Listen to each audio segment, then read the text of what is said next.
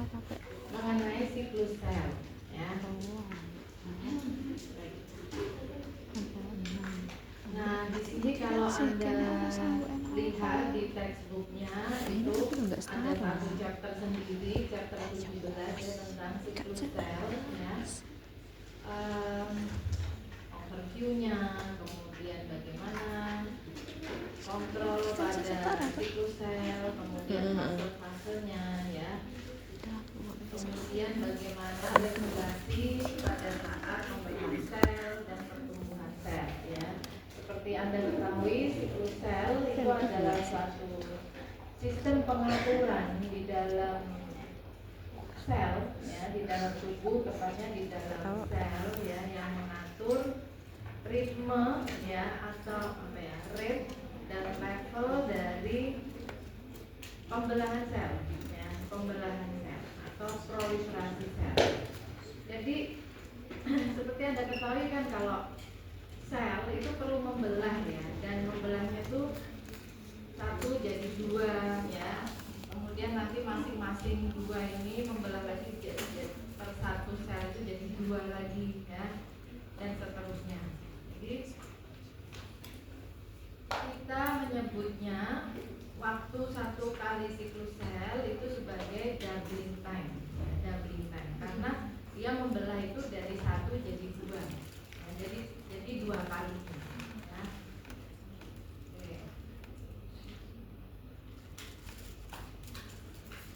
Nah, nanti kita akan bahas ya tentang siklus sel itu sendiri ya, kemudian bagaimana siklus sel di eukariot ya, kemudian bagaimana pengaturan secara umum terhadap siklus sel tadi, bagaimana secara spesifik ya regulasinya pada saat transisi G1S ya, kemudian juga transisi G2M ya, karena pada masing-masing step transisi ini ya, itu ada checkpointnya ya. Jadi kalau kita misalnya masuk ke perumahan atau kantor ya, itu kan ada pos pengecekannya ya. Ya, pos pengecekan itu sama seperti siklus sel ini, dia ada pengecekan dulu ya. Kemudian nanti kita bahas sedikit ya tentang analisis siklus sel dengan flow cytometry.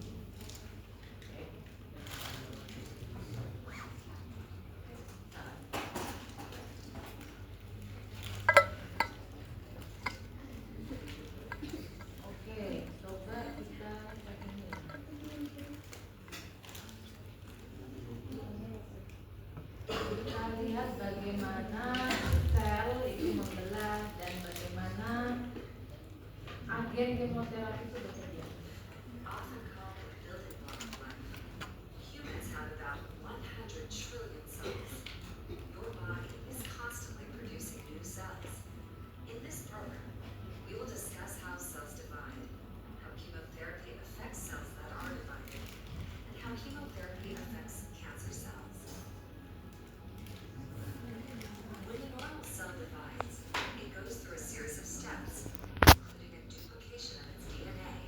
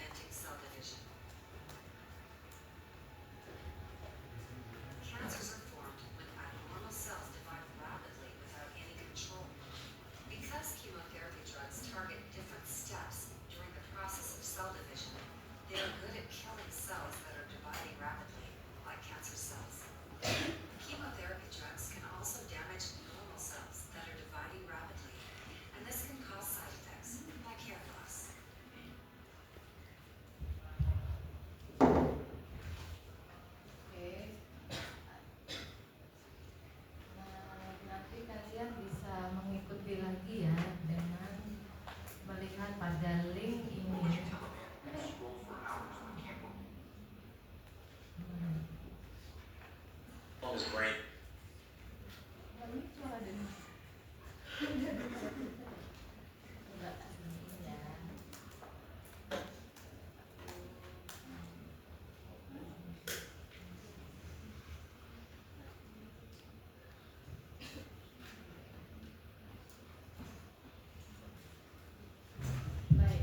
tadi kita melihat ya gimana animasi, gimana siklus sel berjalan dan bagaimana kemoterapi agent atau obat kemoterapi itu bisa mempengaruhi dengan menghentikan siklus sel ya, menarget siklus sel supaya sel di sini tadi penyakitnya cancer ya, supaya berhenti membelah ya. Dan memang itu salah satu konsekuensi ketika siklus sel itu mengalami gangguannya atau abnormalitas sehingga dia berjalan tanpa terkendali ya.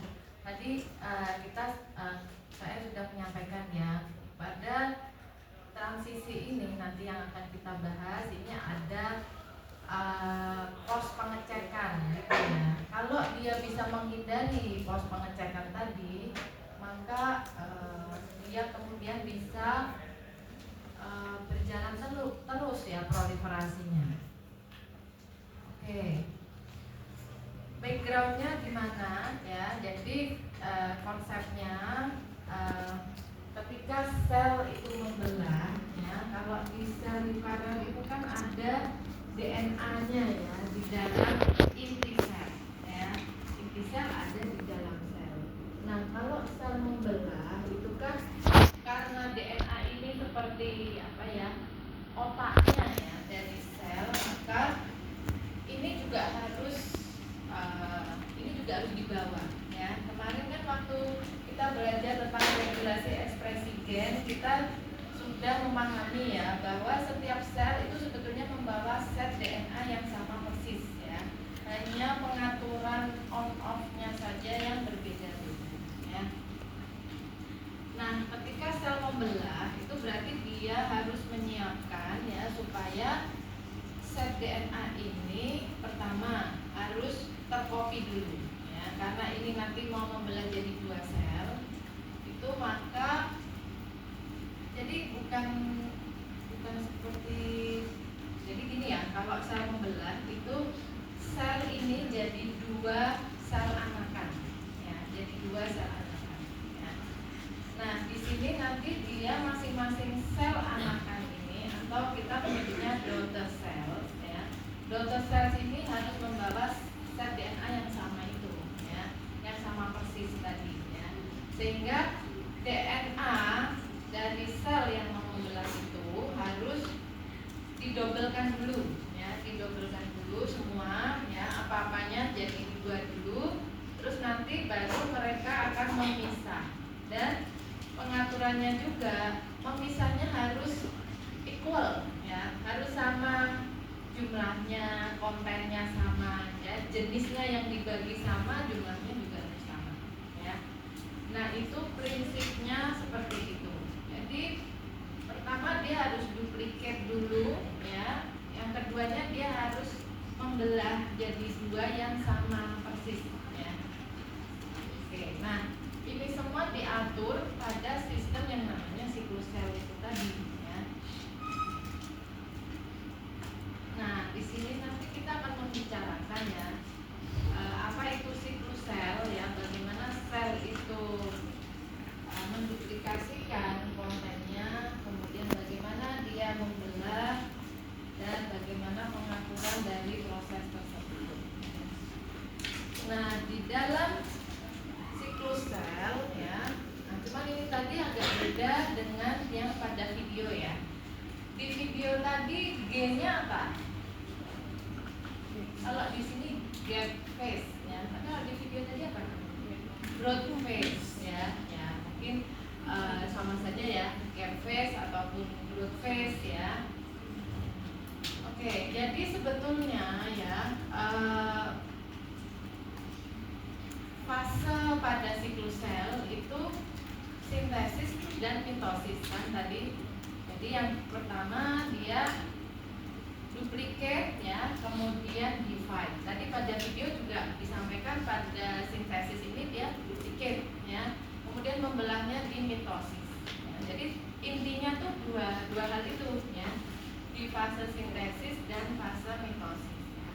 Tapi ya, di antara dua fase ini ternyata ada fase ya, kita nyebutnya gap phase karena dia ada di antara mitosis dengan sintesis dan sintesis dengan mitosis ya. Nah, cuman di saat G phase dan G2 phase ini itu ada proses pertumbuhan tadi ya, maksudnya menyiapkan materialnya. Jadi di sini nanti protein-proteinnya apa itu disiapkan di G1 dan G2 phase ya. Nah, di sini ya mitosis phase ya, itu di situ ada di M phase itu ada mitosis atau pembelahan inti selnya dan juga pembagian atau pembelahan sitoplasmanya ya. Karena kita tahu kan kalau sel itu ada sitoplasma terus di dalamnya masih ada inti sel. Nah, ini semua harus dibagi ya. Kemudian G1 phase oke, kemudian sintesis phase ya, di situ DNA-nya duplicate ya, atau kalau di central dogma itu bereplikasi ya. Jadi template-nya DNA, produknya juga DNA ya. Kemudian G2 phase ya. Nah, di sini ya fase G1S G2 ya, itu digolongkan satu ya, interface namanya. Kemudian di sini M phase ya. Nah, ini kalau pembelahan sel itu 24 jam ya. M phase ini hanya 1 jam ya. 1 jam aja. Itu terus membelah ya. Nah, 2-3 jamnya ini interface ya. Jadi kebayang ya berapa persen itu eksekusi membelahnya.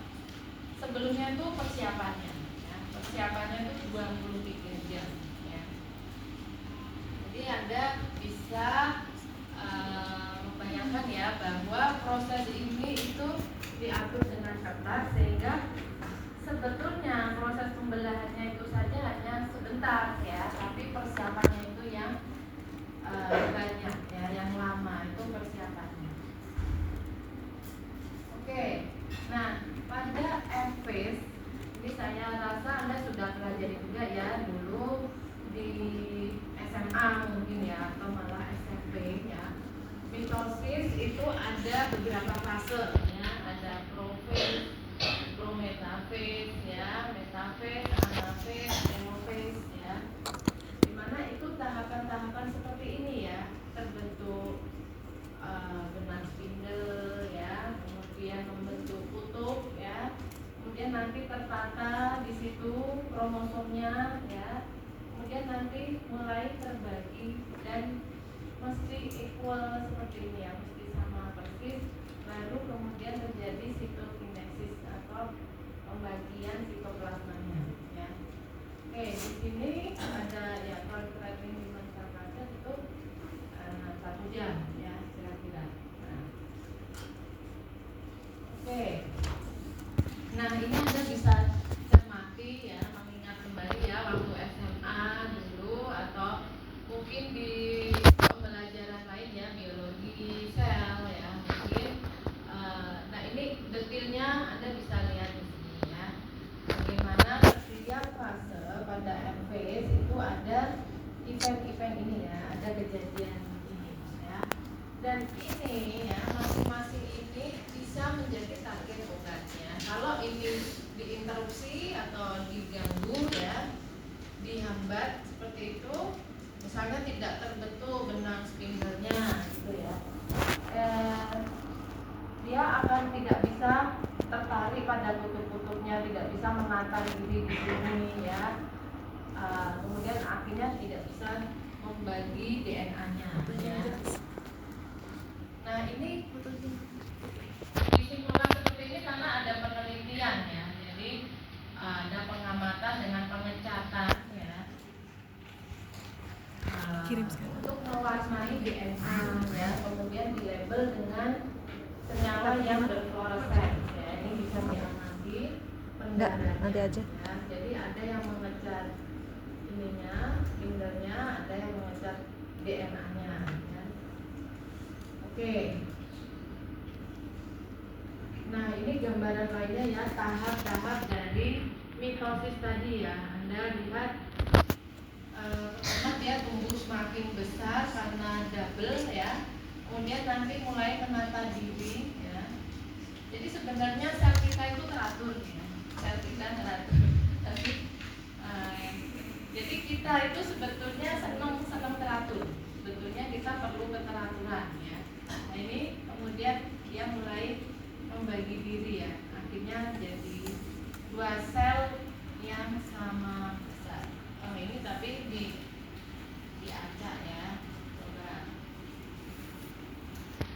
Oke, coba ini kita lihat stage-nya. Anda mungkin bisa cocokkan di slide sebelumnya ini ya.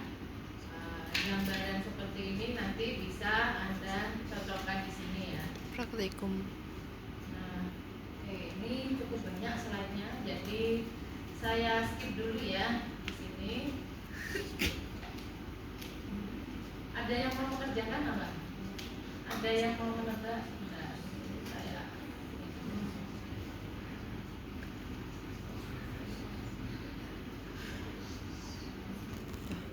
Oke, nah ini juga saya skip dulu ya. Nanti Anda di Elok sudah bisa cek ini ya, linknya. Anda bisa klik linknya, nanti Anda bisa amati ya stage dari mitosis ya. Nanti kalau masih cukup waktunya bisa kita coba lihat ya. Oke, nah sekarang kita bahas dulu ya masing-masing tahap dari fase pada siklus sel tadi ya. Jadi yang pertama Dewar phase ya atau gap phase ya. Gap phase 1 ya. Di situ sel itu tumbuh ya, kemudian menduplikat kontennya kecuali kromosomnya ya. Kromosomnya nanti duplikat pada fase S ya. Jadi di situ proses intinya di fase S itu adalah mengcopy DNA ya. Kemudian G2 atau G2 ya mulai prepare untuk mitosis ya. Kemudian cek apakah secara keseluruhan DNA-nya oke ya, tidak ada yang error ya, tidak ada yang defect dan lain sebagainya, untuk meyakinkan bahwa nanti kalau membelah sel anakannya atau daughter selnya itu lengkap dan sehat ya, dalam keadaannya sehat, tidak ada defect apa-apa dan bisa membelah equal ya nanti pada fase yang mitosis ini. Oke, ini tadi 2-3 jam ya interface. Nah, di sini ya mitosis yang 1 jam tadi ya terbagi pembelahan inti sel dan pembelahan sitoplasma ya. Nah, ini kalau selnya masih proliferate dia akan berulang lagi ya, namanya siklus kan bisa cycle ya, berulang lagi ya, memasuki G1 phase ya dan seterusnya. Tapi kalau sel itu dirasa sudah cukup pembelahnya ya, misalnya kita luka ya, kalau kita luka kan jaringan yang luka itu harus ditutup oleh sel yang baru ya, jadi sel kemudian berproliferasi. Nah, tapi kalau sudah menutup ya, maka pembelahan sel itu mesti berhenti ya. Nah, kalau sel itu berhenti membelah ya, itu siklus selnya seperti apa? Ya, ini tadi kan kita bicara ketika siklus selnya aktif ya, berjalan. Nah, kalau saat siklus sel atau selnya itu tidak aktif membelah ya, maka siklus sel itu akan masuk pada G0 ya atau G0 tadi ya. G0 ya. G0 itu kita menyebutnya sebagai Kissen cell ya. Kissen cell itu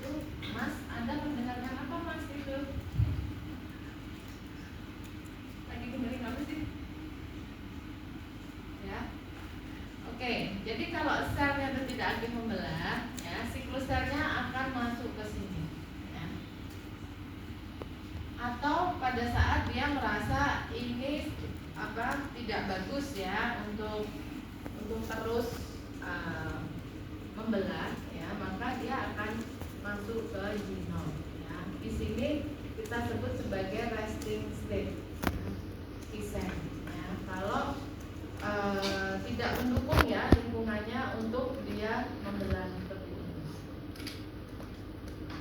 Oke, jadi tahapannya seperti itu. Jadi kalau dia masuk ke genol, berarti dia keluar dari sirkuit sel ya. Dia akan masuk ke cell cycle arrest ya. Oke, sebentar saya jelaskan di sini. Sel yang masuk ke genol ya atau G0 itu Kisen sel ya, itu karena keadaannya seperti ini ya. Tapi kalau nanti dibutuhkan atau dirasa perlu untuk proliferasi, maka dia akan masuk lagi ke sini ya, akan masuk ke siklus sel. Jadi ini sifatnya masih bisa reversible ya, masih bisa balik ke cycle-nya ya. Tapi nanti ada arrest yang permanen ya. Kalau sel itu sudah tua ya, kita menyebutnya bukan Kisen tapi senescent ya. Kalau sel itu senescent itu penyebabnya lain ya. Penyebabnya karena sel itu sudah tidak punya kapasitas untuk membelah ya, karena selnya sudah tua. Setiap membelah itu kan telomer itu memendek ya, maka dia masuk dalam cell arrest yang irreversible ya, atau kita sebut sebagai senescent. Oke, nah sekarang pengaturan umumnya seperti apa? Jadi di sini ada beberapa pos pengecekan ya, ada G1S checkpoint, G2M checkpoint, MG1 checkpoint ya. Jadi pada masing-masing checkpoint itu ada cross checknya ya. Kalau G1S berarti itu fase antara G1 sebelum ke fase S ya. Belum ke fase S. Di sini kalau number organel udah cukup, oke ya, kemudian aktivasi growth factor oke ya, dia bisa melalui checkpoint lagi ya. Tapi kalau ada ATP defisiensi ya, ada inhibitor TGF beta dan lain sebagainya, fail ya. Kemudian di G2M phase ada pengecekan lagi kalau genomnya sudah replicate semua ya, large cell volume oke ya, tapi kalau ada DNA damage dia akan disuruh berhenti ya, akan ada proses DNA repair dulu ya. Kemudian MG1 checkpoint ya, apakah ada distribusi yang equal ya pada kromosom ketika mau jadi double cell ya, ketika membelah ya. Kalau enggak ya dia akan berhenti dulu ya. Jadi intinya checkpoint tadi memastikan bahwa sel anakannya nanti baik ya, dalam keadaan yang baik.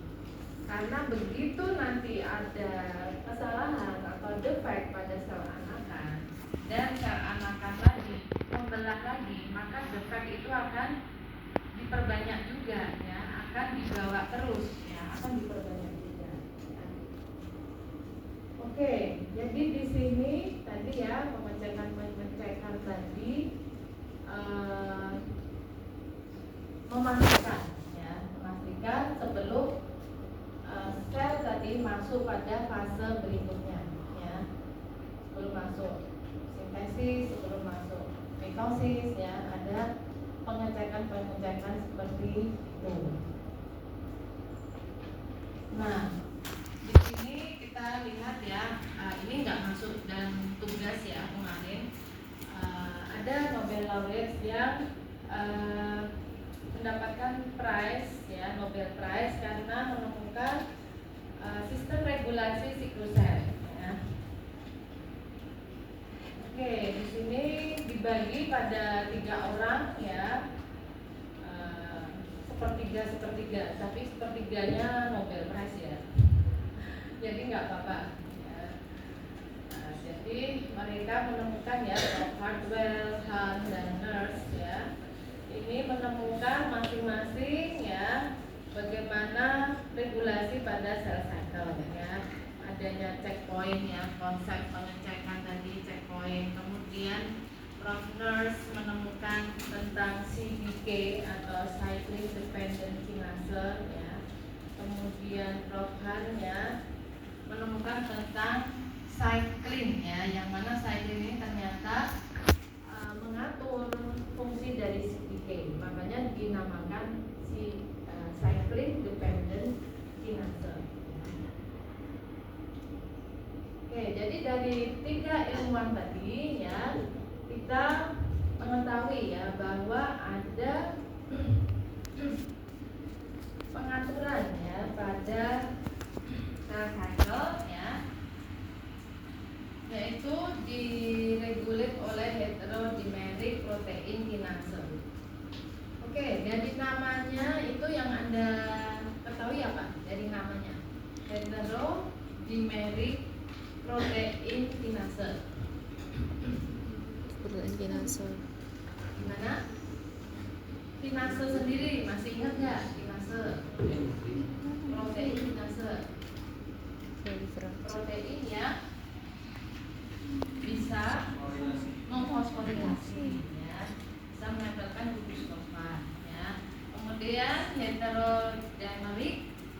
Jadi kalau kita nyebut dimer itu artinya ada 2 monomer ya, yang kemudian membentuk apa ya, kompleks ya. Ya kemudian dia membentuk ya semacam kompleks seperti itu ya. Dimer ya. Dimer itu berarti 2 monomer jadi 1 ya. Kalau hetero berarti antar monomer ini gimana? Beda. Berbeda ya, berbeda jenisnya ya. Kalau homodimer berarti sama jenisnya ya. Jadi misalnya protein HER1 ya, HER1. Kalau dia homodimer ya HER1 dengan HER1 ya. Jadi sama jenisnya tuh homodimer. Nah, ini berarti ada suatu protein ya yang sebetulnya dia 2 monomer yang berbeda tapi jadi 1 ya, namanya heterodimer. Dan protein ini ya aktivasi atau fungsinya itu adalah bisa memfosforilasi protein substratnya ya, atau efektornya. Oke, di sini kita lihat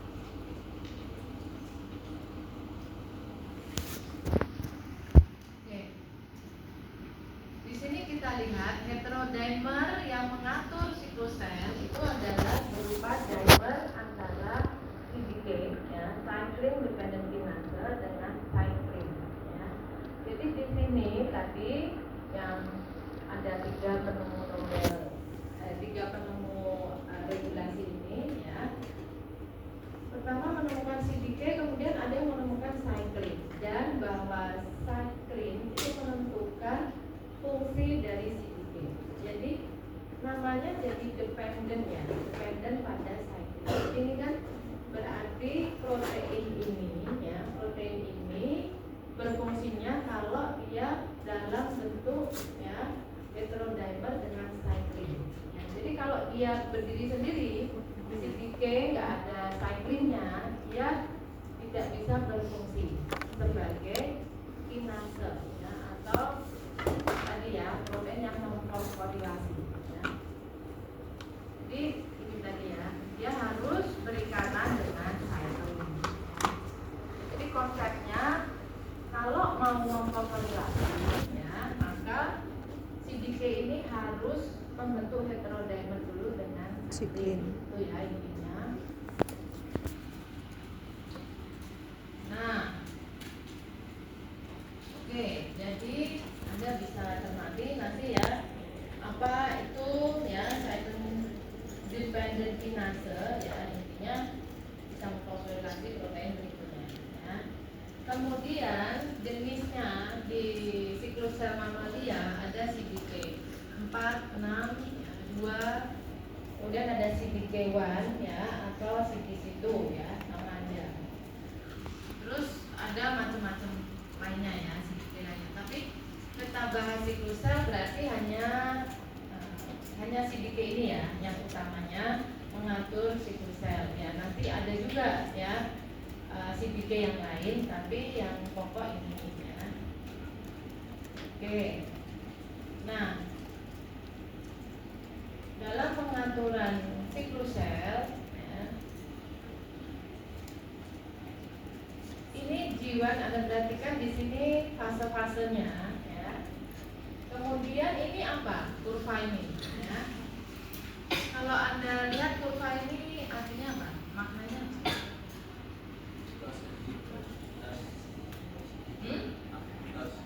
Aktivitas ya. Ini jumlah ya, jumlah dari cycling ya. G1 S cycling berdasar fasenya. Itu Anda lihat di sini gimana kurvanya? Naik turun ya. Naik turun artinya fluktuatif ya. Jadi ternyata dalam satu siklus sel itu cyclingnya ya itu beda-beda jumlahnya ya, fluktuatif tergantung dia mengatur fase yang mana ya. Jadi tadi kan kalau CDK tergantung sama cycling ya. Nah ternyata cyclingnya itu seperti ini polanya ya, fluktuatif. Kita lihat di sini ya, cycling level ya, jumlahnya cycling itu dia mengalami sintesis dan degradasi yang fluktuatif seperti itu ya, tergantung fase-fase dari siklusnya ya. Jadi di situ ada 4 kelas dari cycling ya, G1 cycling ya, G1 S cycling, S cycling, M cycling ya. Nah, padahal ini tadi CDK-nya tergantung pada cyclingnya ini ya. Dan cycling tadi tergantung seperti ini. Kita lihat ya, cycling D ya. Ini kan belum ada ya. Oke, kita lihat cycling D. Anda lihat di mana? Dalam fluktuasi fase siklusnya, dia saat awal G1 phase ya, dia mulai naik ya. Terus sampai S phase ya, paling banyak di S phase, kemudian mulai turun ketika masuk G2 phase, kemudian mitosis dia turun seperti ini ya. Kemudian cycling E ya, dia tajam seperti ini. Kalau cycling D mengatur hampir keseluruhan fase siklus sel ya, tapi ada peaknya di sini ya, tapi hampir semuanya diatur cycling E ya. Cycling E hanya di sini, cycling E di G2 phase ya. Kemudian cycling B di mitosis ya. Sebelum mitosis dia rendah ya. Nah, sekarang ya, itu ada pasangannya ya, karena heterodimer ya. Ternyata protein di dalam sel itu juga berpasangan ya. Jadi tadi CDK itu dependen dengan cycling itu tidak random ya. Dia ada pasangannya ya. Jadi kalau cycling D ya, itu dia dengan CDK 4, 6 ya. Cycling E dengan CDK 2, cycling E dengan CDK 2, 1 ya. Cycling B dengan CDK 1. Oke, di sini ada keterangan ya. Jadi sistem ini juga ada di yeast ya. Anda tahu yeast ya? Hah? Ya, itu fermentasi. Yeast ini juga eukariot, satu sel ya. Jadi ya ada siklus sel seperti ini, pengaturannya sama ya, tapi namanya sedikit berbeda ya, dinamain cyclingnya itu namanya tidak persis sama dengan ini ya, tapi konsepnya pengaturan siklus selnya sama ya. Anda bisa lihat apa ya namanya, equalnya ya, cycling D itu seperti yeast ya, dan seterusnya. Ini perbandingan ya, siklus sel, pengaturan siklus sel di yeast dengan di animal cell. ada fase G1 and G2 dan pengaturannya juga kurang lebih sama ya. Oke, di sini agak kurang ya. Nanti mungkin Anda bisa cari yang lebih jelas atau coba nanti kita cari juga ya yang lebih jelas. Ini kalau di teksturnya ya ada ya tabel ini ya di sel tadi ya. Oke, di sini Anda bisa lihat ya keterangan tentang ya protein kinasenya ya dan fungsinya ya. Ini ada macam-macam ya. Ada kelompok protein kinase dan protein fosfatase. Kemudian ada CDK inhibitor protein ya. Kemudian ada ubiquitin ligase. Oke, sekarang saya mau tanya satu ini dulu ya. CDK inhibitor protein. Ya, ini kira-kira terhadap siklus sel dia menghambat atau promote siklus sel. Menghambat. CDK inhibitor protein menghambat ya. Menghambat siklus sel ya. Karena CDK dengan cyclin tadi kan promote siklus sel ya. Nah, ini ada inhibitornya ya. Oke, di sini Anda lihat misalnya P21 dia menghambat G1-SCDK ya. Aktivitas dari CDK tersebut ya. Apa yang memicu P21 ya? Adanya DNA ini. Nah, kemudian Jelas. P16 ya, P16 dia suppress G1 CDK activity di G1 ya. Dan P16 ini pada kasus pasien kanker banyak yang mengalami inaktivasi. Artinya kalau supresornya di inaktivasi ya, maka dia nggak bisa mengontrol ini semua ya, nggak bisa mengontrol siklus sel, nggak bisa mengerem ya. Jadi CDK inhibitor itu seperti break dari atau rem ya dari siklus sel ya. Nah, bagaimana ya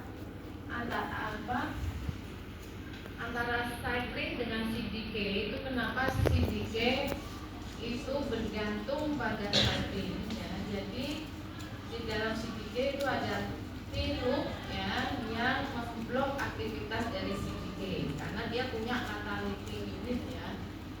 Nah, di sini kalau ada cyclin yang berikatan di situ, maka ini move out ya. Jadi keluar T-loopnya ya dari aktivitas CDK ya. Di sini partly aktif ya CDK-nya ya. Kemudian nanti kalau ada CDK activating kinase atau CAK itu memfosforilasi active site di sini ya, ada fosfat di sini, maka dia kemudian jadi full aktif ya CDK-nya. Oke, nah kemudian kita lihat pengaturan lain dari Viking kinase dan CDC 25 phosphatase ya. Di situ dia menghambat ya. Kita lihat di sini V kinase ya, dia akan add ya inhibitory phosphate. Jadi walaupun ini ada penambahan fosfat, tapi fungsinya inhibitory ya, inhibitory. Jadi tidak semua penambahan fosfat itu mengaktifasi ya. Tidak semua fosforilasi itu berarti proteinnya jadi aktif. Itu tidak selalu ya. Di sini ada inhibitory phosphate ya. Nah, sebaliknya dengan CDC 25 phosphatase ya, dia remove fosfatnya ini, maka dia jadi aktif ya CDK-nya. Itu pengaturan-pengaturan seperti itu macam-macam ya di siklus sel itu. Sebetulnya pengaturannya itu kompleks ya, dan sudah banyak pengecekan ya. Oke, kemudian tadi yang sempat kita bahas CDK inhibitor ya. Jadi contohnya P27 ini dia bisa menginaktivasi cyclin CDK kompleks dengan cara mengikat kompleksnya ya, sehingga mereka malah ya tidak bisa berfungsi ya. Jadi ini walaupun ada fosfat seperti ini tapi aktif site-nya diganggu ya, sehingga ini menjauh ya, tidak bisa dalam proximity atau jarak yang cukup untuk dia aktif ya dengan adanya P21 ini. Jadi di sini di mamalia ada P21 dan P27 ya yang menjadi inhibitor dari CPK. Ya. Nah, kemudian apa yang memicu siklus sel atau yang memicu sel itu kemudian aktif membelah? Ya. Jadi di situ ada 3 ya major class dari ekstraselular signal molekul ya. Kemarin kan udah belajar signal transduksi ya, di mana signal transduksi itu meneruskan signal ya dari ekstrasel masuk terus ya, sampai ke dalam inti sel, di mana di situ ada DNA ya. Proses ini tadi pas siklus sel tadi kan adanya di DNA ya, di dalam inti sel. Nah, 3 ekstraselular signal itu ya, yang pertama mitogen ya. Mitogen itu artinya ya, dari namanya mitosis ya, dari mitosis mitogen. Kalau mutagen menyebabkan mutasi ya. Kalau mitogen berarti dia stimulate mitosis, stimulate cell division ya. Artinya secara spesifiknya ya, secara detailnya dia bisa menstimulasi aktivitas G1S CPK ya. Kemudian ada faktor pertumbuhan, jelas ya. Kalau di dalam tubuh kita itu kan banyak reseptor-reseptor faktor pertumbuhan ya. Ada IGF-1 ya. Jadi kalau ada IGF-1 itu growth factor ya, tergantung ligannya apa ya. Jadi yang jelas growth factor menstimulasi sel growth ya. Promote sintesis ya. Kemudian survival factors ya. Survival factors dia suppress apoptosis atau cell death. Nah, apoptosis baru kita bahas pertemuan besok ya. Jadi intinya ya, sel untuk bisa berproliferasi itu stimulasi pertumbuhan sel itu harus melebihi pengaturan untuk kematian sel ya. Jadi di dalam sel kita itu ada pengaturan kesetimbangan ya antara pertumbuhan sel dengan kematian sel ya. Besok di topik apoptosis kita mempelajari ya, pada saat embrio ya, embryonic state ya, kita jalan itu apoptosisnya ya, apoptosis yang terkendali ya, supaya jari-jari kita itu enggak dempet-dempet ya. Misalnya Anda perhatikan ya, jari kita ini ada 5 itu terpisah-pisah ya, semulanya itu menempel ya. Kemudian ada apoptosis, jadi dia bisa memisah ya. Luar biasa ya jari ini. Coba Anda kan kalau praktikum pakai kaos tangan ya, rasanya gimana? Enggak enak ya. Padahal udah dikasih apa tuh kayak tepung atau bedak supaya juga ya, tapi rasanya ketika ini tuh beda ya. Terus ada jari lembutnya kayak jari itu ternyata ya kayak grip gitu ya. Saya pernah bawa misalnya bisa jadi ini fungsinya macam-macam ya. Gigi ini bisa buat cantolan ya, bisa nyengkeram, ada bukunya bisa buat nyongkel. Coba deh Anda perhatiin daily life kita itu terbantu banget ya dengan jari-jari yang fleksibel. Nah, jadi ada keseimbangan itu ya. Nah, pada proses pertumbuhan sel ada 3 major growth atau stimulasi ini ya, ekstraselular signal ini. Oke, nah kita lihat sedikit detailnya ya. Some extracellular molekul yang penting di G1S ya. Jadi ini masing-masing fase itu kadang kan diatur oleh beberapa signaling molekul yang agak spesifik seperti ini ya. Misalnya G1S itu dipengaruhi oleh PDGF ya, platelet derived growth factor ya, epidermal growth factor ataupun TGF ya. Bukan thanks that it's Friday ya. Tapi transformasi lama sifatnya. Pasti kalian alas-alasan ya. Males-malesan ya, kemarin Senin rasanya aduh. Tapi ketika lihat kalender di pekan berikutnya semangat lagi ya. Pekan depan udah banyak libur juga. Oke, di situ ada beberapa growth factor ya. Di situ ya mereka akan mengaktifasi MAP kinase pathway ya. MAP kinase pathway ya, yaitu RAS ERK signaling pathway ya. Jadi ini serangkaian signaling yang terkait dengan MAP kinase. Jadi ada fosforilase ya. MAP kinase pathway ini menstimulasi ekspresi dari faktor transkripsi MYC ya. Coba masih ingat artinya faktor transkripsi? Ini protein atau DNA? Protein ya, karena namanya faktor ya. Faktor, jadi protein. Transcription factor ya, tinggal protein yang mengatur transkripsi ya.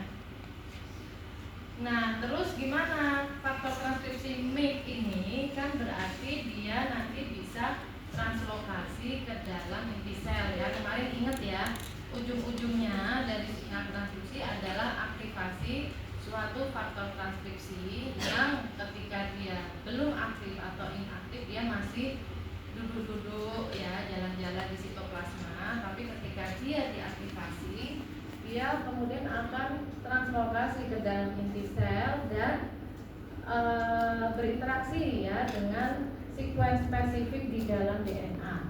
Nah, MYC ini ya ketika dia aktif dia akan mengaktifasi transkripsi dari G1-CPK ya, kemudian G1-SCPK ya. Ini kan protein-protein yang diperlukan dalam siklus sel ya. Jadi untuk keperluan supaya siklus selnya jalan, proteinnya ini harus disintesis dulu ya. Protein disintesisnya kan dari transkripsi, translasi ya. Nah, apa yang menimbulkan jalannya transkripsi tadi? Ya, ini tadi karena signaling yang mengaktifasi faktor transkripsi MYC ya.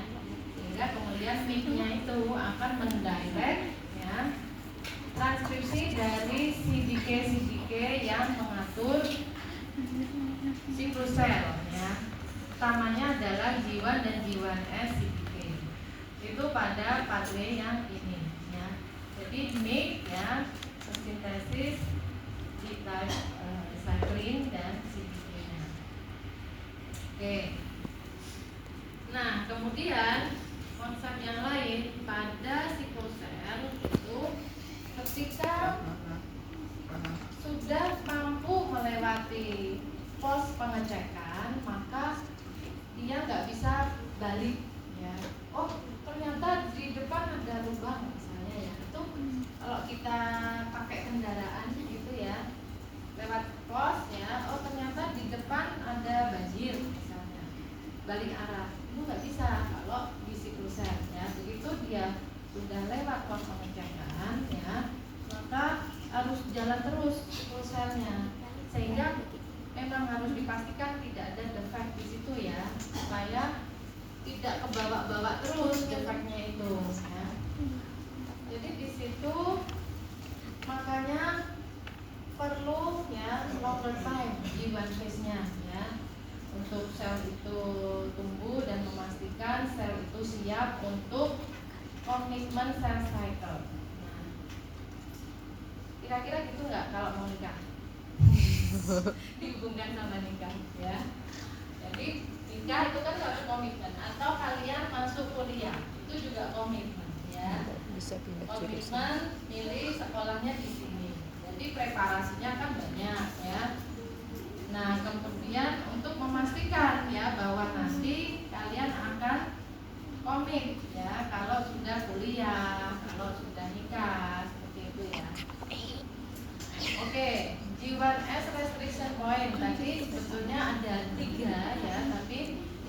dibahas detail di G1S restriction point dulu ya. Located kira-kira 80% setelah G1 phase, jadi menjelang dia masuk S phase ya.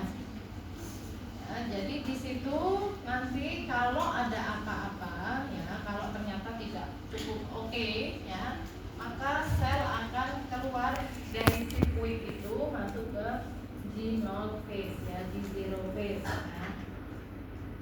Atau kalau bisa ya terus dia masuk ke S phase ya.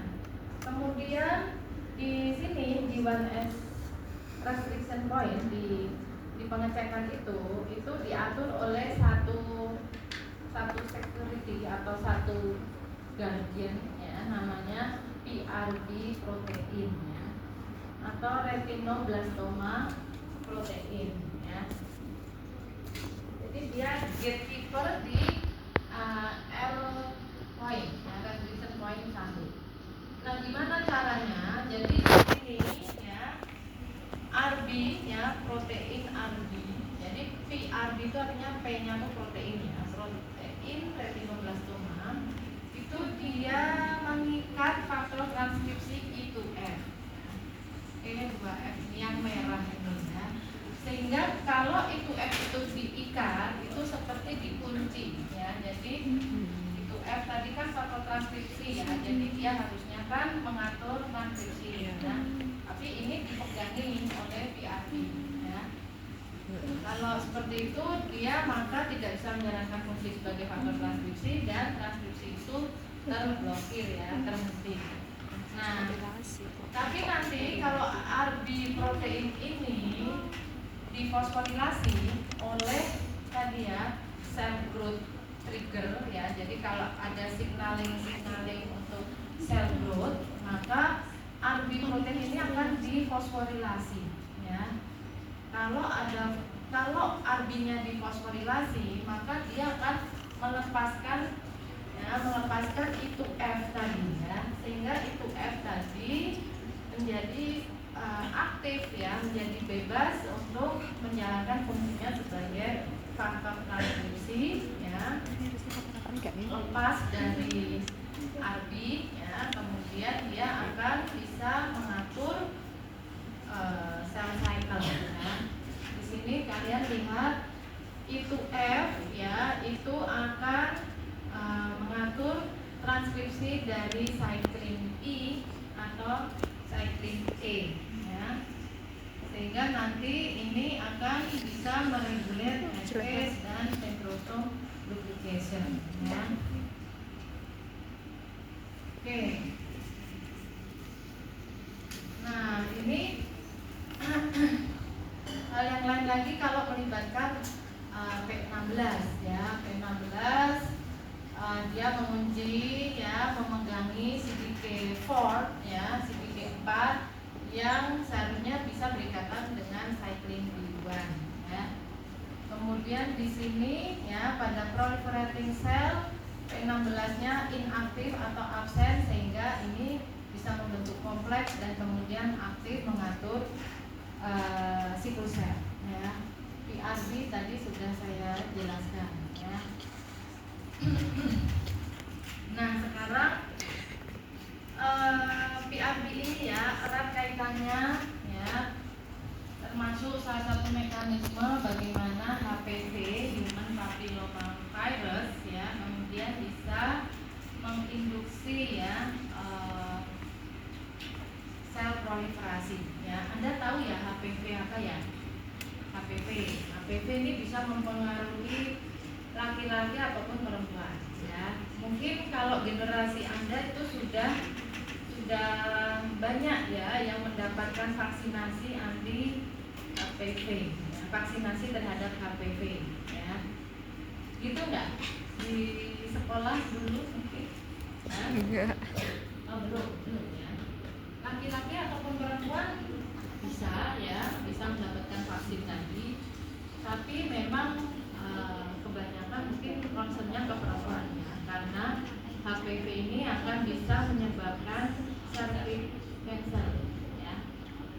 Nah, gimana mekanismenya ya? Jadi tadi kita sudah tahu mekanisme ini ya, mempengaruhi itu F ya. Nah di sini ada hal lain lagi ya, bahwa di sini ada P53 juga yang mengatur rate dari siklus sel. Jadi P53 itu sama seperti PRP ya, dia sebagai break-nya ya, sebagai negatif regulator ya, dia sebagai rem dari siklus sel ya. Nah di sini viral protein ya, yaitu E7, E6 ya, ini dia bisa apa ya, mendegradasi ya, merusak yang satu merusak keduanya ini ya, E7 dan E6 ini bisa merusak PRB dan P53 ya. Jadi yang E6 ini menginaktivasi P53, sedangkan yang E7 ini menginaktivasi PRB ya. Bayangkan kita punya rem pakai sepeda ya, punya rem depan sama belakang ya, sepeda itu ya. Nah ini yang depan ditangkap ya sama PRB, yang belakang ditangkap sama yang depan ditangkap sama E7, yang belakang ditangkap sama E6. Ya udah gak ada remnya ya. Jadi sepedanya akan melaju tanpa ada remnya. Begitu juga pada kejadian ini ya, siklus selnya kemudian ya tidak terkendali ya. Nah ini karena ya, jadi E7 E6 ini ada pada HPV ya. Nah jadi makanya kita yang perempuan yang belum seksually aktif ya, itu masih efektif untuk diberi vaksin anti HPV ya. Diberi vaksin supaya dia nanti mengenali HPV kalau terinfeksi ya. Yuk, vaksin yuk. Gitu. Ya. Vaksin yuk. Oke, nah kemudian apa saja ya terapeutik drug ya, dia mengintervensi G1 ya. Ada banyak ya, ada PI3K inhibitor ya, karena tadi mampinase, maaf ya ini habis baterainya. Habis saya pakai kursor. Nah jadi di situ ada beberapa ya yang kemudian bisa memblok ya transisi atau protein-protein yang meregulasi G1S phase ya. Oke, nanti Anda bisa telusuri lebih detail di sini ya. Oke.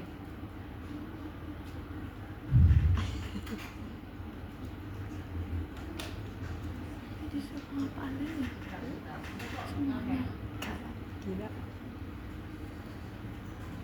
Singkat 16 7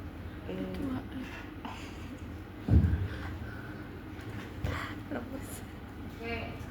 Nah, kemudian yang G2M phase ya. Tadi G1 phase, G1S phase ya, G1 karena tadi sebelum S phase ya, G1 phase. Nah, kemudian di G2M phase ya, sebelum dia transisi ke mitosis ini ada juga ya regulasinya atau checkpointnya ya. Jadi di situ Anda lihat ya bahwa ada fluktuasi dari cyclin B ya. Di sini low. Jadi di sini cyclin B-nya rendah ya. Kemudian di sini ya ada cycle-nya juga ya, di sini naik dan seterusnya. Nanti ada degradasi dari cyclin B ya pada saat menjelang balik anaphase ya.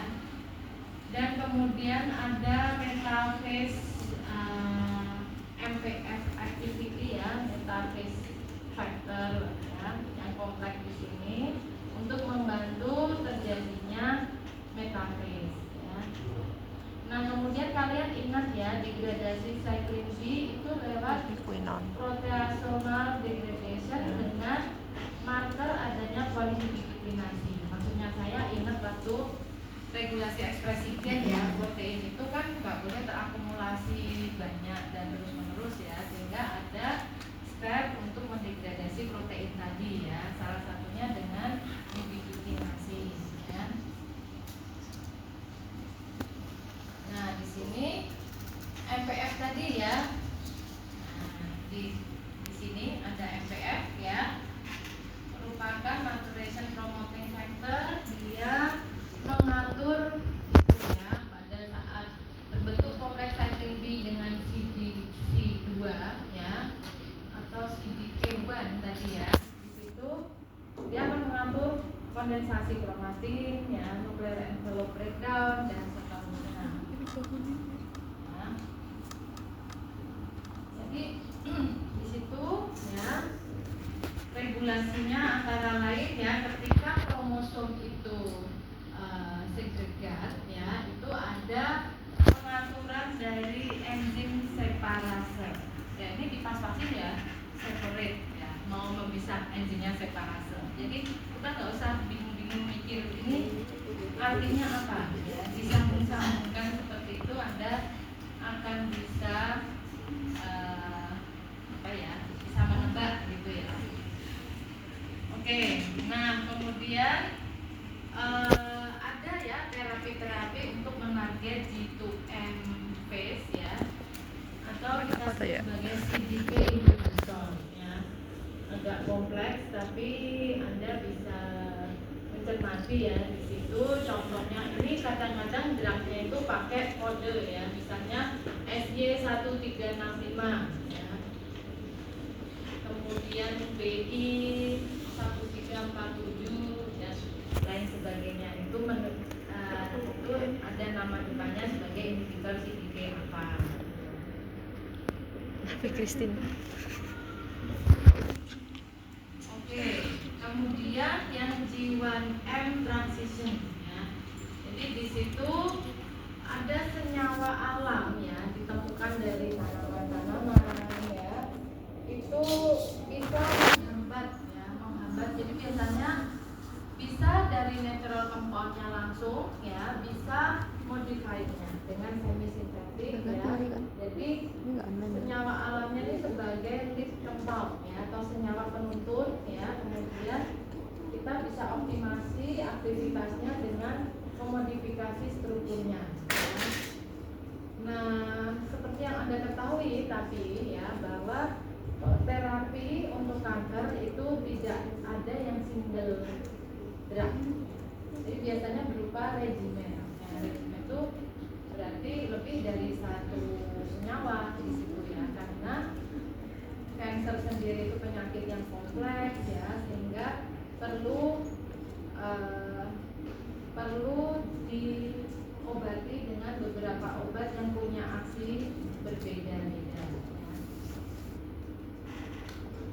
Nah, contohnya oke, di sini tadi sudah cukup jelas ya, contoh-contohnya ada colchicine, vinblastine, vincristin dan seterusnya.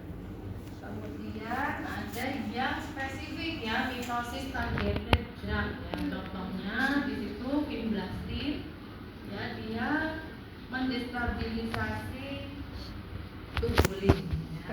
Anda tahu tubulin berperan sangat penting ya saat mitosis ya. Nah ini dihambat ya oleh vinblastine ya. Jadi dia ini merupakan alkaloid ya, makanya banyak ya penelitian di farmasi ya, itu melihat tanaman-tanaman lokal ya, biasanya misalnya dari Papua, dari Sulawesi ya, ataupun dari lautan ya, dari Spong misalnya ya, itu menarik sekali.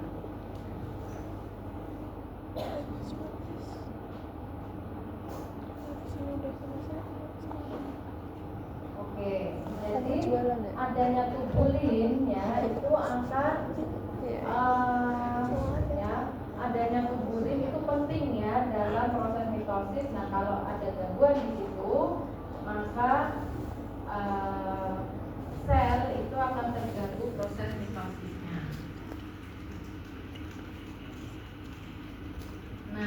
contohnya tadi ya, Anda untuk bisa melihat tubulin secara keseluruhan. Jadi tubulin itu berpolimerisasi ya, berpolimerisasi.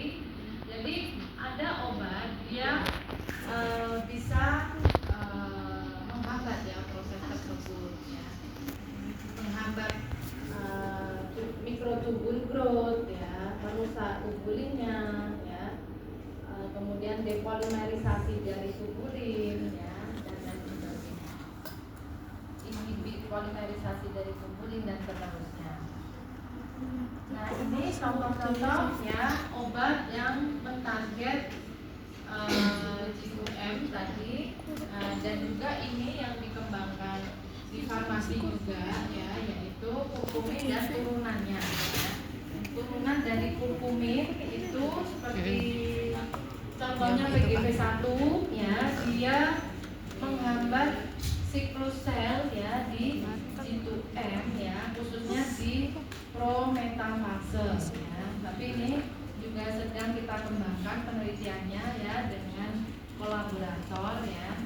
Nah, cuman masalahnya kalau di Indonesia itu kalau kita ada kandidat obat ya, obat ini beda banget regulasinya dengan kosmetik ya. Kalau kosmetik kan aturannya lebih tidak seketat obat ya.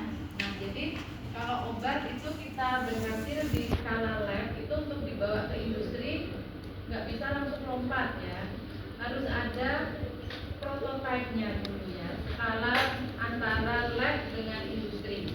Nah di sini itu tidak banyak perusahaan obat di Indonesia yang mau invest untuk support antaranya ini ya. Jadi mereka orientasinya jelas profit, dan kalau di proses scale up itu adanya investment aja, belum dapat returnnya ya, karena perlu optimasi dan lain sebagainya. Jadi istilahnya perlu nombok dulu ya, dan itu di Indonesia kulturnya belum sampai seperti itu ya. Jadi kadang senyawa yang kita kembangkan misalnya dengan kolaborator dari Jepang itu malah yang dari Jepang itu yang nanya-nanya, boleh nggak ini mulai dikembangkan di perusahaan obat Jepang ya. Kalau di sana soalnya berani untuk invest uangnya itu untuk pengembangan atau scale up dari skala lab ke skala industri. Presidenmu Bu Prabowo, kamu baru semester 2. Tapi bukan dalam bentuk obat, masih dalam skala untuk eksperimen, tapi senyawanya itu sudah commercially available di supplier senyawa kimia di Jepang ya. Jadi Anda bisa lihat ya di sana. Jadi orang lain kalau pengen neliti PGP1 itu kan hanya nama paten di sini ya. Itu kan patennya juga udah habis. Jadi orang lain kalau pengen neliti itu bisa beli aja PGP1-nya ya. Oke, yang berikutnya adalah tentang metode ya untuk menganalisis siklus sel. Jadi kita bisa ya di lab itu kita melihat apakah obat atau mungkin senyawa alam yang kita isolasi itu punya efek pada siklus sel ya, misalnya menghambat sel ya, tapi kita nggak tahu ya dia menghambat di siklus sel yang mana, apakah di tadi ya di G1 atau di G2M. Itu kita bisa menggunakan metode ini ya dengan flow cytometry ya. Tapi flow cytometry itu prinsip deteksinya ya, sebetulnya yang dilakukan itu adalah kita mengecat selnya ya, mengecat sel dengan senyawa yang berpendam ya, atau apa ya, senyawa yang nanti bisa dideteksi oleh detektornya itu ya. Oke, jadi flow cytometry artinya dia fluid system ya, flow karena dia mengalir gitu ya, cyto itu sel ya, jadi selnya itu dialirkan ya. Oke, tadi maksudnya dicek itu di label ya, selnya di label ya dengan senyawa yang bisa nanti dideteksi pada detektornya ini ya. Jadi di situ ada optical system, laser dan detektor. Lasernya nanti akan menembak sel yang sudah dilabel, ya. Kemudian nanti akan ditangkap oleh detektor, ya, signalnya. Kemudian nanti ada electronic system dan software untuk menganalisis, ya. Optical systemnya kurang lebih seperti ini, ya. Saya nggak bisa menjelaskan dengan detail, ya. Konsepnya seperti itu tadi. Selnya itu akan dialirkan satu persatu, ya, di sini tadi. Ya. Enggak keluar. Oke, nah kemudian gimana kok bisa, ya, dengan sel di label tadi kemudian ditembak laser kemudian bisa dideteksi. Jadi itu tergantung pada sistem labelingnya atau dice untuk DNA-nya, ya, cap dari DNA-nya. Oke, konsepnya DNA tadi kan ada di dalam inti sel, ya. Kalau selnya itu apa? Jadi di sini kalau DNA-nya itu dicat, ya, maka banyaknya cat yang bisa dideteksi itu akan berbanding dengan banyaknya DNA yang terlabel atau tercat. Ya.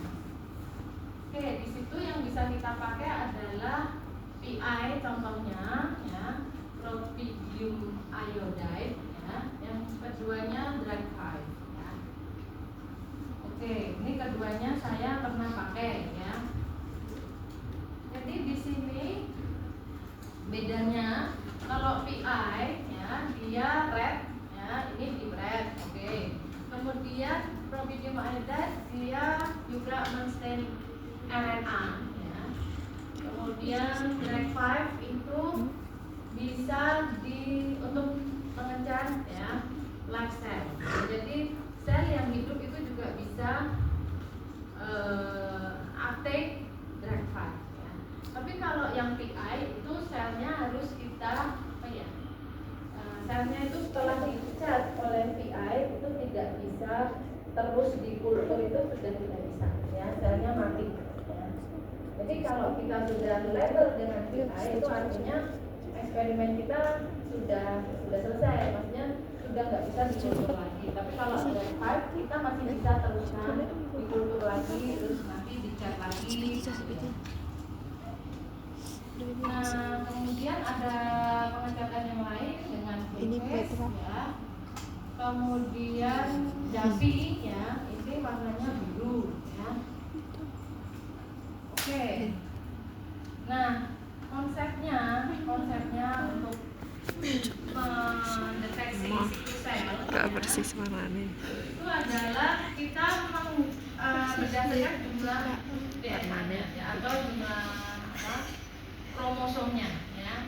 Jadi di situ kita ada istilahnya definisi ploidy, ya. Ploidy itu related pada jumlah kromosom di dalam sel, ya. Oke. Kalau diploid, ya, haploid, saya rasa Anda sudah tahu itu, tapi pada germ sel, ya. Di sini kita membicarakan somatik, ya, somatik sel, bukan germ sel. Jadi yang kita bicarakan di sini adalah sel somatik. Di situ diploid, ya, diploid atau jumlah n-nya itu 2, ya, 2n. Kemudian 2n, ya. Kemudian kalau hiperdiploid berarti lebih dari 2n, hipodiploid kurang dari 2n, ya. Tetraploid itu berarti double dari diploid, ya. Jadi 4M, ya. Kemudian ada DNA index, ya, rasio, ya, antara konten DNA T-sel, ya, dengan DNA konten pada normal G0 G1 diploid sel, G0 G1 diploid sel. Kemudian koefisien variation, ya, sama, ya, pada situ-situ yang lain Anda sudah memahami, ya. Nah, sekarang nanti kalau kita dapat geometri tadi setelah sel normal, ya, sel normal berproliferasi itu akan seperti ini, ya, grafiknya, ya. situ DNA kontennya ya 2N itu pada fase G0 G1 ya, waktu preparasi itu ya G0 G1, kemudian S ya, S itu agak landai seperti itu, kemudian nanti naik lagi G2M itu 4N ya. Jadi di sini kita memetakan ya letak kromosom yang 2N ya, karena yang sumbu X itu adalah DNA kontennya ya. Jadi berarti di sini berapa DNA kontennya di fase S? Di sini kan 2N ya. Di sini 4N. Di sini berapa? Antara 2 sampai dengan 4N. Ya, karena dia kan baru berreplikasi ya. Jadi ada yang sudah ya, ada yang sedang proses replikasi. Berarti N-nya itu antara 2N sampai dengan 4N ya. Nah, kemudian sel itu nanti setelah di Ini belum. deteksi itu perlu di gating ya, kemudian kita gating seperti ini ya, kita tentukan area yang 2N dengan Kelihatan satu, 4N Cun. ya, kemudian antaranya ini berarti fase S.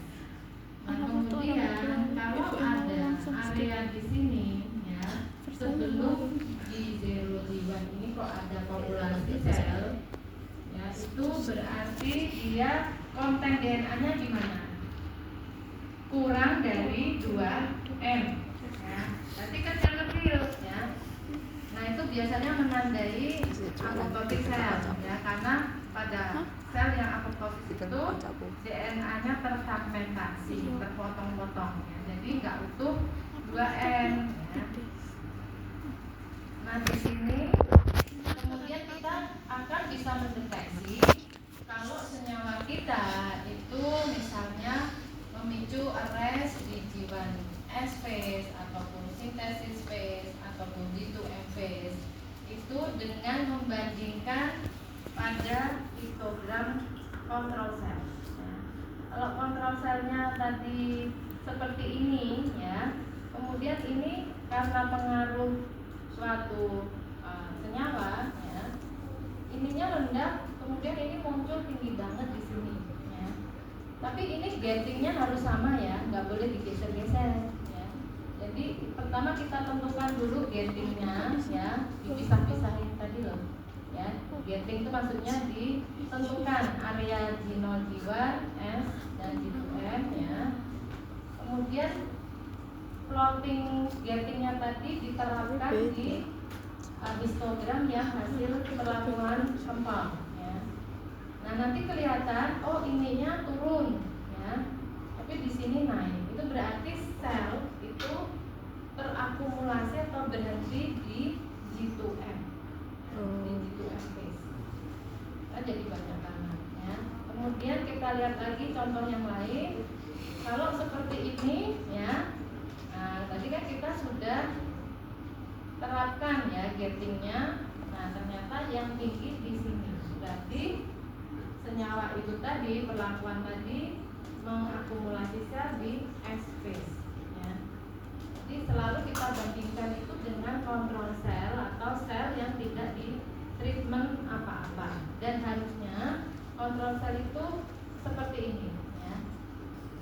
Kontrol sel yang aktif berproliferasi menurut saya ya, itu biasanya seperti ini histogramnya. Apakah bisa dipahami ya ini? Enggak. Caranya menginterpretasi ya. Jadi di situ yang penting gatingnya itu nggak boleh digeser-geser ya, dipas-pasin. Oh, biar nanti hasilnya itu akumulasinya tuh di fase G0 jadi tak geser nih, itu nggak boleh. Jadi kita kontrol dulu, kita gating, terus gatingnya tuh kita taruh di histogram yang berikutnya ini ya. Oke. Nah, ini sel cycle targeted therapeutic ya, bisa dengan topoisomerase inhibitor, dengan hormonal agent, antitumor, antibiotik ya. Kemudian ada juga yang non spesifik ya, seperti alkylating agent dan lain sebagainya. Itu ada contoh-contohnya ya. Oke, contoh lain tadi yang sudah saya sebutkan sekilas tentang IPv1 ya. Jadi di sini dikembangkan oleh farmasi UGM ya, memodifikasi dari senyawa alam kurkumin ya.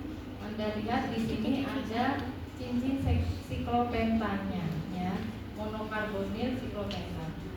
Terus Anda lihat ini PGP1 itu mampu menginduksi G2M arrest ya. Jadi di sini antritidnya ya, kemudian kita bandingkan kalau diberi PGP1 1 mikromolar, 2,5, 5, 10 ya. Anda lihat G2M-nya ya, itu bertambah seiring bertambah konsentrasi perlakuan PGP1 ya. Dari 17 kemudian 21, 29 habis tak beli deh. ya. Itu naik terus ya. Jadi di situ disimpulkan PGP1 itu menginduksi G2M arrest ya. Ada paper yang nanti bisa Anda lihat ya, contoh-contoh ya. Contoh-contoh dari eksperimen ya yang menganalisis modulasi sel ya dari satu sampel ya. Ini juga dari sini ya, dari farmasi. Kimia. Oke. Nah ini KS ada itu. pesan ya untuk menyampaikan kisi-kisi. Mau di challenge tapi nggak ada penilaian ya. Cuman mencoba, men-challenge diri sendiri. Coba ini diisi. Ini masih ada berapa menit? 2 menit ya. Mungkin 1 menit aja gimana? 1 menit coba diisi atau coba aja dicermati ya. Nanti saya berikan kunci lagi. Aja geser. Siapa? Iki sentuh merah. Masa nggak selesai? Kuncinya cepet ya, biar nggak usah difoto.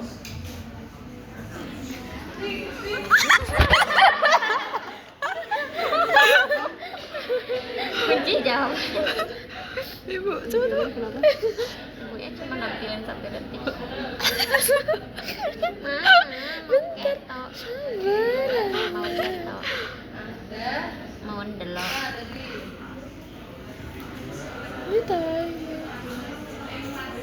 Yang ada profase, metafase itu fase mitosis. Ya, Mana kuncinya? Mitosis apa tadi yang pertama? Fase. Ya. Kemudian tahap di mana kromosom berada di tengah-tengah ekuatorial.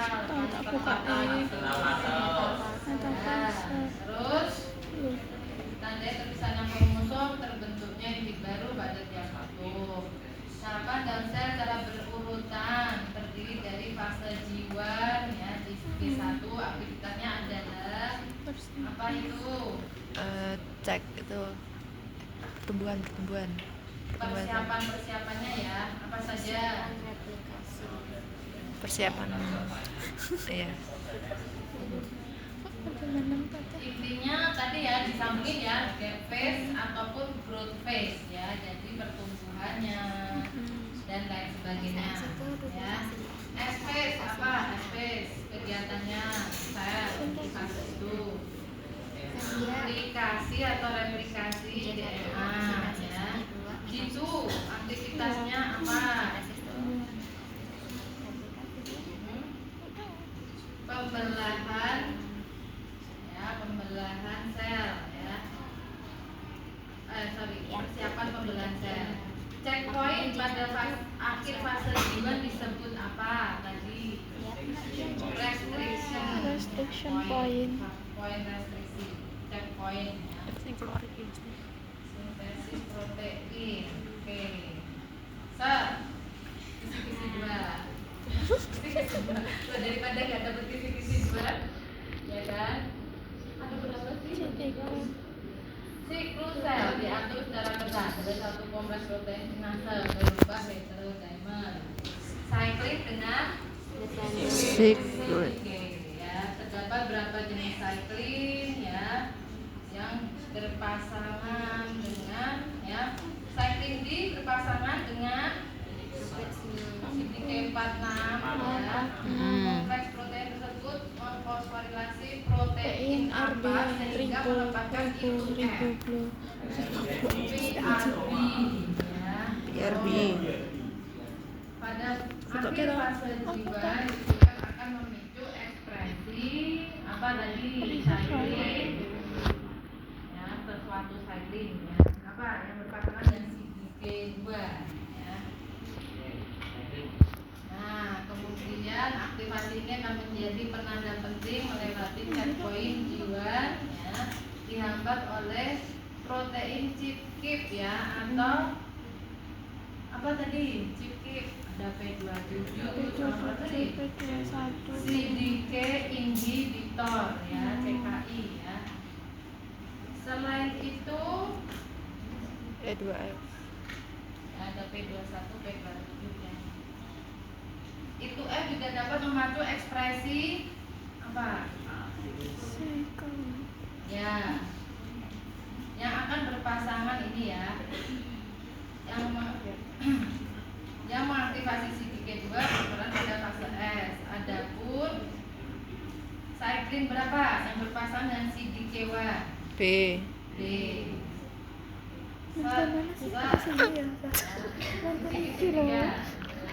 Siklus sel juga dapat dihentikan ya. Aku akan Siklus siap-siap. family yaitu ya. Nanti dilihat di situ ya. Yang ini P15, 16, 18 ya. Kemudian ada yang tadi ya P27 ya, P21 ya.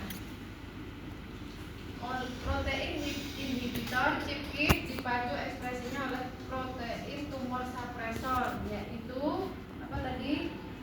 Satunya PRD tadi P53 ya.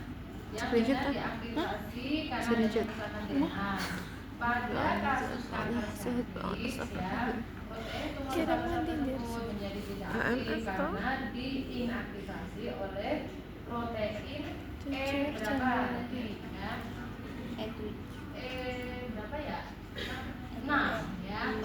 Yang dihasilkan oleh virus ya. Tadi ada E6. Oh ya, E7-nya di sini ya soalnya. Nah, kemudian tadi ya dihasilkan oleh virus apa tadi ya? Kita tahu ya. Terus apa? HPV. Human papilloma. Siklus sel sering menjadi target obat kanker ya. Salah satu contohnya taksan atau taksol ya, menghentikan pembelahan sel dengan cara berinteraksi dengan protein apa tadi? Yang kita bahas agak lama tadi. Tubulin. Tubulin ya, menyebabkan stabilisasi polimerisasi. Ya. Screenshot semua lah. Jadi tadi kan tubulin itu ada fase dia polimerisasi tapi kemudian harus depolimerisasi juga Ya, nanti ini sehingga digabungin. sel itu bisa memisah ya. Kalau Yang dia satu ada nggak? polimerisasi terus nggak Semua. terdepolimerisasi nanti dia selnya itu nggak bisa memisah ya. Contoh lain adalah doxorubicin yang dapat menghentikan pembelahan sel pada fase S karena dapat apa dengan DNA doxorubicin bisa mengikat ya, bisa berikatan, berinterkalasi ya dengan DNA. Ya. Oke, set, oh IUP sama, cuman dalam bahasa Inggris. Kurang lebih seperti itu ya, tapi kita usahakan ya supaya nanti soalnya nggak hafalan lagi ya, bisa mungkin ada pemahaman konsepnya ya. Oke, kalau gitu apakah ada pertanyaan? Ya. Tidak ada. Kalau itu saya tutup ya kuliah hari ini. Masih ada waktu semoga ya untuk kalian sudah dulu mungkin sebelum kuliah berikutnya atau program hukum. Terima kasih. semuanya